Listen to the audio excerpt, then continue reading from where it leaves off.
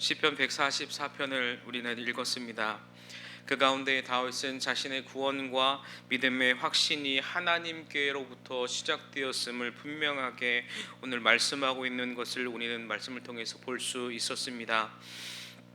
그의 삶 가운데 수많은 고난이 있음을 우리는 너무나 잘 알고 있습니다. 그러나 그 고난 가운데 그것을 견디고 이겨낼 수 있는 것이 자신의 능력과 자신의 믿음이 아니라 하나님께로부터 온 믿음과 하나님께로부터 주어진 능력 안에 있었음을 다윗은 뼛속 깊이 깨달았습니다. 그러한 믿음은 하루아침에 우리의 삶 가운데 생겨나는 것이 아닙니다. 오랜 시간 반복되어지고 연단과 또한 훈련의 과정을 거쳐서 하나님을 경험함으로 그에게 나타나는 결과입니다. 하나님과의 교제를 통하여서 하나님이 훈련시키고 연단한 그 과정을 통하여서 지금 다윗이 고백하는 그 하나님을 향한 믿음, 하나님이 나에게 주신 그 구원을 그제서야 고백할 수 있는 것이죠. 시간이 지나 반석 위에 세워진 겁니다. 단기간에 우리가 믿음이 세워진다면 얼마나 좋겠습니까? 그러나 우리가 삶을 살고 그리고 오랜 시간 교회를 다녀보았지만 중요한 것은 우리의 가치관과 우리의 생각과 나의 방법이 아니라 하나님의 방법이라는 것이죠. 하나님이 우리를 단련시키고 하나님이 우리를 붙드시고 하나님이 우리를 의지하셨기 때문에 우리를 붙잡아 놓으셨기 때문에 하나님께서 우리를 믿음의 사람으로 불러질 수 있도록 우리를 연단해 가시는 겁니다. 다윗의 일생이 그러했습니다. 자신의 주변의 삶 가운데 많은 사람들이 있었지만 그가 돌아보니 주변의 사람들을 의지하는 것이 자신의 힘이 아니고 오직 하나님만을 철저하게 의지하였다. 말로는 굉장히 쉽습니다. 하나님을 철저히 의지하겠다, 하나님의 말씀만을 바라보겠다, 하나님께서 인도하시는 대로 우리는 순종하겠다라는 말을 쉽게 내뱉습니다. 그러나 실상 우리의 삶에 들어가 보면 주님께서 주시는 그 시련과 연단의 과정을 우리는 통과하기를 거부합니다. 고난이 있을 때 왜 이런 고난을 하나님 내게 허락하십니까? 하나님을 원망하고 또 기도함으로 하나님께서 음성을 들려주시지만 그 음성 앞에 우리는 절대 순종하지 않습니다.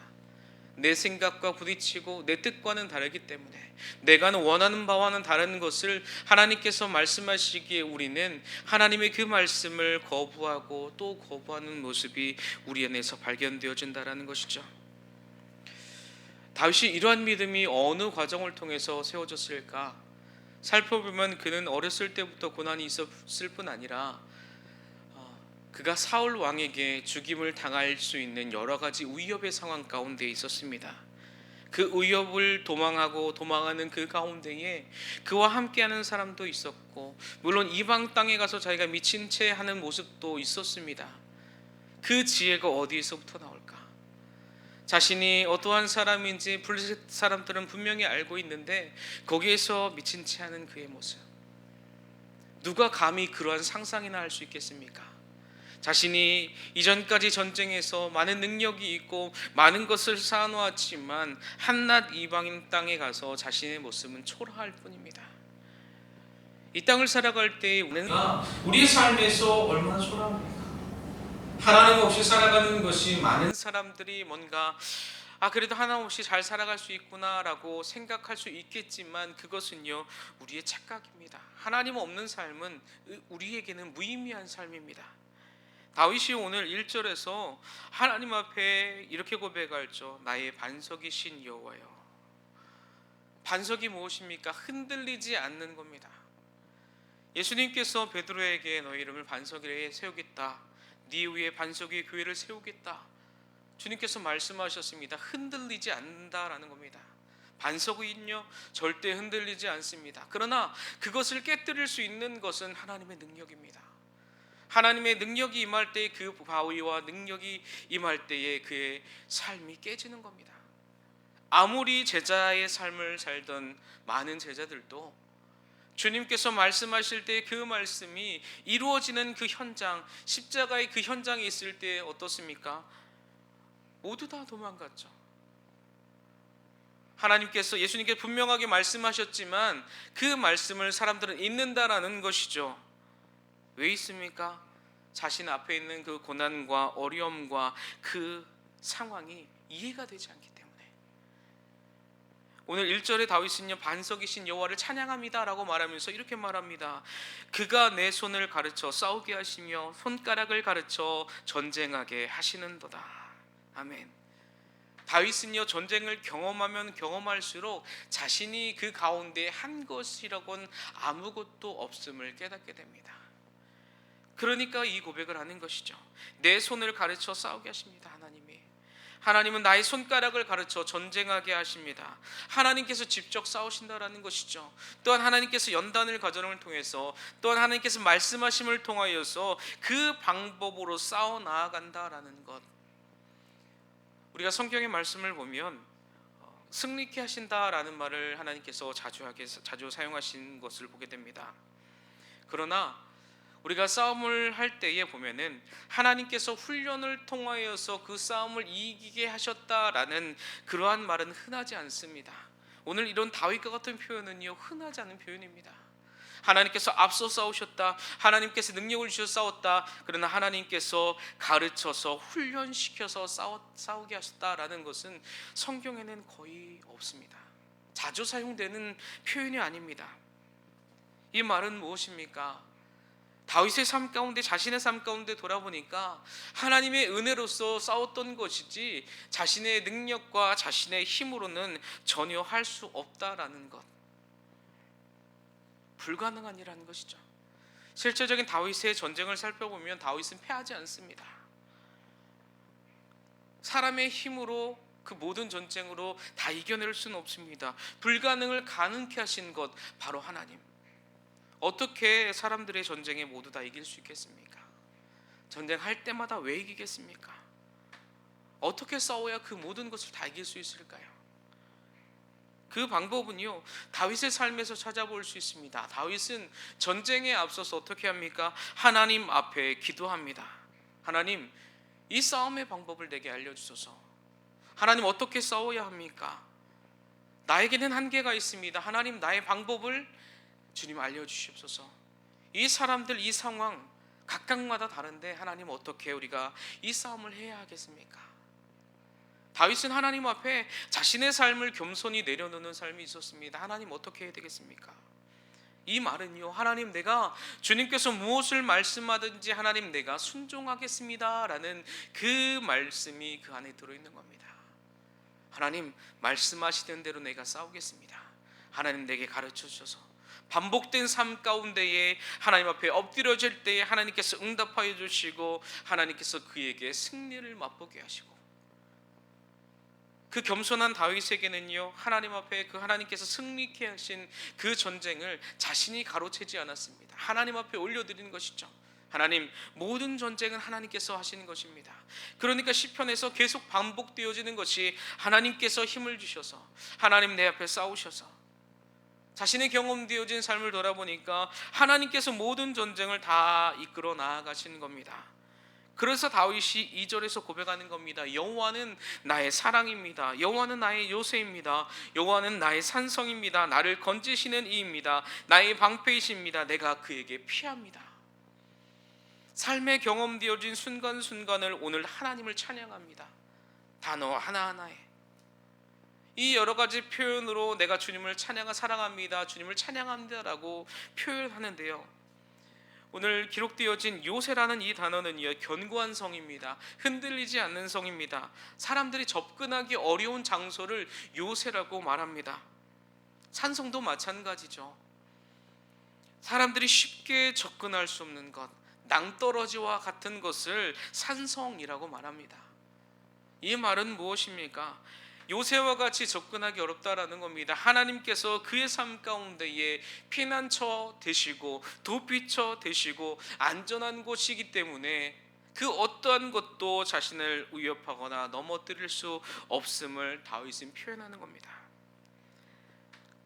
오늘 그래서 2절 서두에 여호와는 나의 사랑이시다, 이 단어를 사랑이다라고 표현했지만, 사랑이라는 그 한 단어에 하나님은 사랑이지만 이 모든 것을 이 사랑이란 단어에 표현하기에는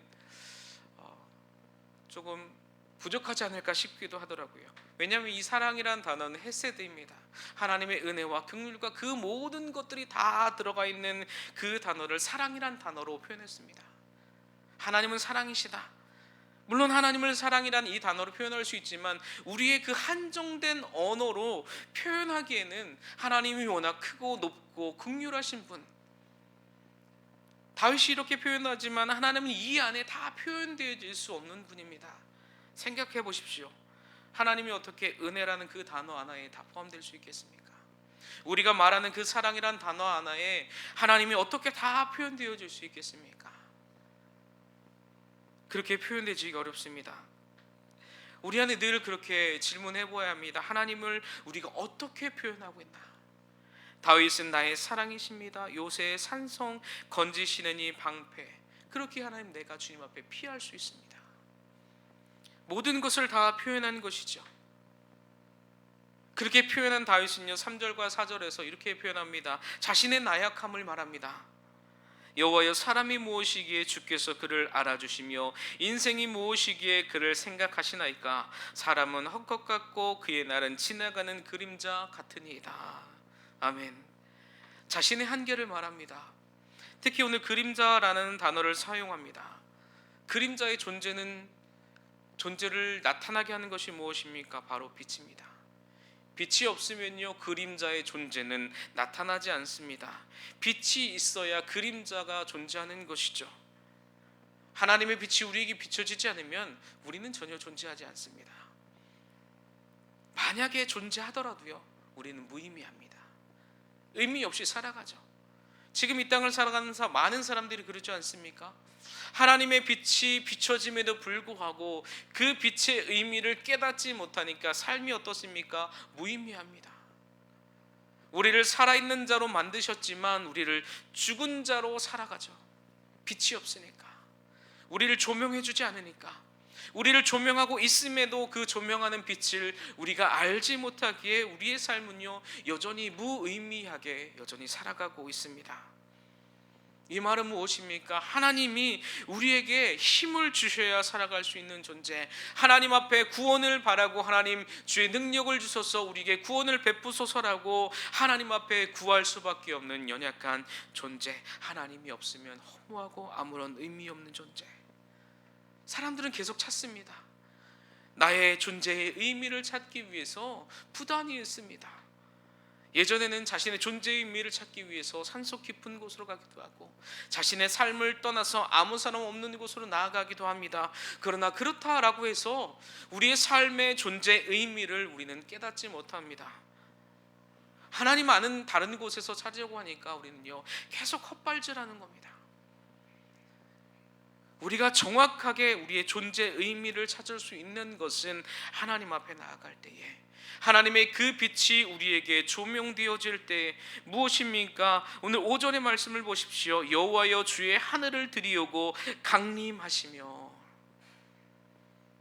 하나님이 강림하실 때 무슨 말씀입니까? 하나님이 우리의 삶에 임재하여 주실 때에, 말씀이 우리 가운데 있을 때에, 주님이 우리에게 오셔서 더불어 함께 머무르실 때에 우리가 더 이상 방황하고 무의미한 존재로 사는 것이 아니라 하나님의 뜻을 비로소 그때서야 발견하게 되는 겁니다. 우리의 모습을 보는 거죠. 하나님의 임재. 무엇을 깨닫습니까? 우리는 죄인이다. 죄인은 우리의 죄의 문제를 절대 해결할 수 없다. 거룩하신 하나님, 의로우신 하나님, 신실하신 하나님이 우리의 삶 가운데 오셔야지만 우리는 이제는 죄의 사슬에서 벗어날 수 있다. 그러나 오늘 말씀을 보면요, 하나님께서 그 강림하심을 통해서 어떻게 됩니까? 6절입니다. 번개를 번쩍이사 원수들을 흩으시며 주의 화살을 쏘아 그들을 무찌르소서. 아멘. 흩으심, 번개는 하나님의 권능을 나타냅니다. 그 능력이 원수를 흩으신다라는 것은 산산이 부서뜨림을 말합니다. 박살내는 것을 뜻합니다. 하나님 우리 가운데 임하실 때의 그 번개와 같은 하나님의 능력으로 우리의 삶을 모두 다 박살내버리는 것, 내가 하나님 없이 살아갈 수 있다라고 생각되어지는 것을 주님께서는 모두 다 박살내십니다. 원수되어진 것, 다윗은요, 자신의 삶 가운데 원수들을 이렇게 주님의 능력으로 해결하시기를 원했습니다. 그 말은 바꾸어 말하면 무엇입니까? 우리의 삶에도 하나님과 원수되어진 것, 하나님과 등진 것, 그 모든 것들이 하나님의 그 권능으로 하나하나 남김없이 파괴되어질 때에 그제서야 우리의 삶은 어떻습니까? 하나님의 주권이 회복되어지는 겁니다. 하나님의 통치가 우리의 삶 가운데 이루어짐을 우리는 보게 되는 것이죠. 우리의 주인 되어짐, 죄로 인하여서 우리에게 가장 무너진 부분들이 하나님의 통치입니다. 하나님의 다스림입니다. 얼마나 많은 것이 무너졌습니까? 내가 주인 되어지니까 뭔가 내가 옳은 것처럼, 내가 사는 것이 뭔가 사람들이 좋아하는 것처럼 우리는 그렇게 생각합니다. 그러나 그 모든 것들이 다 하나님의 능력으로 무너져야 한다라는 것, 하나님이 우리 안에 강림하실 때에, 우리의 삶 가운데에 임하실 때에 하나도 남김없이 박살나는 것, 무너져 버리는 것, 그로 인해서 우리의 삶 가운데에 주님의 통치가 다시 회복되어지는 것. 우리는 이 땅을 살아갈 때 수많은 전쟁을 합니다. 싸움을 합니다. 나 자신과의 싸움을 하기도 하고요, 주변의 사람들과 세상과의 싸움들도 하고 사탄과의 영적인 전쟁도 합니다. 그러나 가장 힘겨운 싸움은 바로 우리 자신과의 싸움인 것이죠. 하나님이 우리에게 말씀을 주심에도 불구하고 깨닫지 못하는 우리, 하나님께서 우리의 삶 가운데에 하나님이 동행하심을 보여주고 있지만 여전히 우리의 눈은 가리워 있어서 깨닫지 못하는 우리. 그러나 우리의 싸움은요, 힘들어할 필요가 없습니다. 우리의 싸움은 지치지 않습니다. 두려워할 필요도 없습니다. 왜냐하면 주님께서 이미 승리하셨기에, 그 승리의 나팔을 주님께서 우리에게 부셨습니다. 완전하게 하셨습니다. 우리가 할 것은 무엇입니까? 이제 주님께서 열어놓으신 새롭고 산 길로 우리는 걸어 나아가기만 하면 됩니다. 그 걸어가는 것이 무엇이 힘들겠습니까? 우리 수고로움이 필요한 겁니다. 이제는 하나님, 주님께서 열어놓으신 새롭고 산 길, 주님께서 승리의 나팔을 부시는 그 길을, 그 길로 주님 나아가겠습니다. 그 믿음의 결단이 이제는 필요한 것이죠. 그래서 하나님께서 우리의 삶에 남겨놓으신 것이 있습니다. 그것이 무엇입니까? 8절의 말씀을 보면 그들의 입은 거짓을 말하며 그의 오른손은 거짓의 오른손이다. 또 10절의 말씀을 보면 주는 왕들에게 구원을 베푸시는 자시요 그의 종 다윗을 그 해하려는 칼에서 구하시는 자신이다. 아멘. 입은 여전히 거짓을 말하고요, 우리의 오른손은 여전히 거짓의 오른손입니다. 우리의 삶에 여전히 우리를 해하려 하는 칼들이 있습니다. 칼은요, 양면성이 있습니다. 한쪽은 우리를 적으로부터 보호하는, 적을 물리치는 무기의 능력이 있지만 또 다른 한면으로는요, 그 무기로 인해서 우리가 위협받고 우리가 손상되어지기도 합니다. 그렇게 칼은요, 양면성이 있습니다. 우리의 삶에서도 양면성이 있는 것이죠. 어느 때는 하나님의 말씀을 따라가고 어느 때는 하나님을 철저히 무시하는 우리의 삶 가운데에 하나님께서 여전히 칼을 남겨놓으시고요, 여전히 우리의 삶 가운데 네가 거짓의 삶의 모습이 있고 네 입술은 여전히 거짓을 말한다라고 하나님께서 우리의 환경 가운데 깨닫게 하시는 그 주변의 환경을 남겨놓으셨습니다. 왜 여전히 남겨놓으실까요? 여전히 내가 주님을 믿었음에도, 오래 믿고 성령을 체험했음에도 불구하고 왜 여전히 나에겐 칼이 있고 왜 여전히 나에게는 거짓이 있고 나의 그 연약함이 여전히 남아있을까요? 이 말은 다윗의 삶에서 볼 수 있습니다. 다윗의 삶에도 여전히 위협이 있었고 여전히 고통이 있었고 죽는 날까지 문제가 있었습니다. 왜요? 하나님께서 그의 삶 가운데 하나님의 도우심이 필요하다라는 것을 깨닫게 하기 위해서, 우리는 하나님의 도우심이 없으면요, 살아갈 수 없는 존재입니다. 성도가 세상을 살아간다라는 것은요, 하나님을 믿는 믿음 안에서 사는 삶입니다. 우리가 잘 알고 있는 말씀이 있습니다. 갈라디아서 2장 20절 말씀, 내가 그리스도와 함께 십자가에 못 박혔나니 그런즉 이제는 내가 사는 것이 아니요 내 안에 그리스도께서 사시는 것이라. 이제 내가 육체 가운데 사는 것은 나를 사랑하사 나를 위하여 자기 자신을 버리시는 하나님 아들을 믿는 믿음 안에서 사는 것이다. 이제는 우리의 힘으로 사는 사람이 아닙니다. 성도는요, 그리스도인의 삶은요, 내 안에 그리스도께서 사시는 겁니다. 주님께서 사시는 겁니다. 하나님께서 우리의 삶에 강림하셔서 하나님께서 조명하여 주시는 그 삶으로 우리는 나아가는 겁니다. 그래서 아들을 믿는 믿음 안에서 사는 것, 예수님께서 어떻게 하셨습니까? 승리하셨습니다. 그 승리하신 주님을 믿는 믿음 안에서 사는 것, 하나님의 도우심을 구하는 삶, 다윗의 삶, 예수님의 삶에서 어떻습니까? 하나님의 도우심을 날마다 구했죠. 기도하고 또 기도하고 또 기도하고. 그러나 우리가 앉아서 기도만 한다라고 해서 모든 것이 이루어지는 것은 아닙니다. 우리가 무엇을 해야 됩니까? 노력해야 되고 열심히 살아야 합니다. 최선을 다하며 살아야 합니다. 오늘 하루 우리에게 주어진 이 삶이 마지막 날과 같이 치열하게 우리는 살아야 합니다. 영적 전쟁도 해야 되고요, 육체적인 수고도 우리 안에서 반드시 이루어져야 합니다. 그러나 우리의 노력과 우리의 열심으로 이루어질 수 없는 것이 바로 우리의 삶입니다. 우리의 노력으로만 우리가 열심히 산다라고 해서 모든 것이 해결되어지고 이루어지지 않습니다. 반드시 기도가 함께 되어지는 것. 우리의 삶에서 기도가 무엇입니까? 하나님께 의지하겠다라는 믿음의 결단인 것이죠. 하나님의 도우심이 우리는 반드시 필요합니다. 그림자와 같은 존재.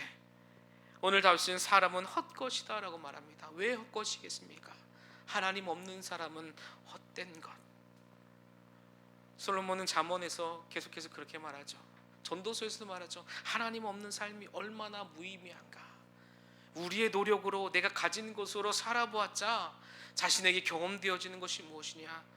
무의미한 삶, 아무런 의미 없고 내 삶에 남겨진 것이라고는 죄와 허물뿐인 우리들의 삶. 그렇기에 우리가 오늘도 하나님의 강림이 필요합니다. 하나님이 우리의 삶 가운데 오셔야지 우리는 그제서야 우리의 삶의 뜻을 발견할 수 있게 되는 겁니다. 오늘도 주님의 은혜를 구하십시오. 하나님이 우리의 인도자 되시고요, 하나님이 오늘 다윗의 고백과 같이 사랑이시고 요새시고 산성이시고, 우리가 그 안에 들어갈 때, 하나님 우리 안에 머무를 때에 우리는 그제서야 경험되어지는 겁니다. 주님 안에 있을 때에 내가 흔들리지 않았구나. 주님 안에 있을 때에 나는 여전히 견고하게 서는구나. 주님이 우리의 보호자이심을, 주님이 우리의 인도자이심을 여러분 인정하시길 바랍니다. 인정하는 그 삶이 첫걸음입니다. 그럴 때 하나님께서 우리에게 삶으로, 빛으로, 그 찬란한 빛으로 우리의 삶을 조명하여 주십니다. 오늘도 나아갈 길을, 그렇게 우리가 오늘도 새벽을 깨우며 주님 앞에 기도하는 거 아니겠습니까? 잠을 더 잘 수 있지만, 우리의 육체를 조금 더 편하게 할 수 있지만, 그것이 아니라 우리의 영이 살아야지, 우리의 삶 가운데 하나님께서 강림하셔야지 우리가 살아갈 수 있음을 알기 때문에 오늘도 우리가 이렇게 깨어나가는 겁니다. 그 주님, 오늘도 우리를 붙잡아 주시옵소서. 하나님의 아들을 믿는 믿음 안에서 오늘도 살아가기를 결단하고 그렇게 살겠습니다 라고 기도하는 저와 여러분이 되시기를 주님의 이름으로 축복합니다.